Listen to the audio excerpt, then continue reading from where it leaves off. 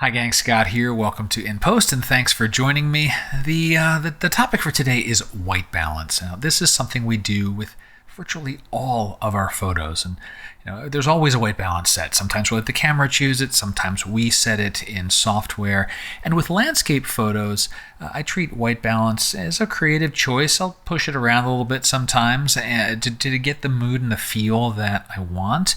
And the photo I have today is really kind of a showcase of how dramatic a white balance change can be for a landscape. So I have this scene here. This is a very similar photo to one I shared in the field earlier this week. And I've done all of my processing except white balance. You'll notice that white balance is set to auto. That's just the automatic setting. If I look at how the photo was shot, it's certainly a lot bluer. Right? This was the sun was just starting to come up, and depending on what was going with the cloud cover, cover was like kind of off to camera right, almost like behind the photographer's right shoulder in this scene where the sun was coming up. Auto gave it some of this warmth here.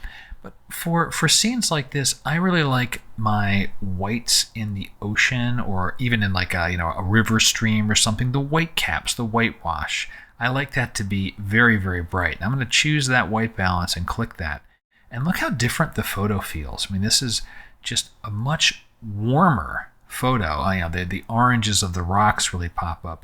And I like that, and this is where I'll tinker a little bit, and this is what I mean by a creative choice. I really want a certain mood, and that feels pretty good. Let's take a look at the auto versus that custom one, before and after. I do like the more brighter feel to it. A little more of the sun is starting to come up, and it's hitting these rocks and making them show off their orange colors here. And I may fiddle with this photo a little bit more, treat it a little bit differently than the image I shared during in the field here.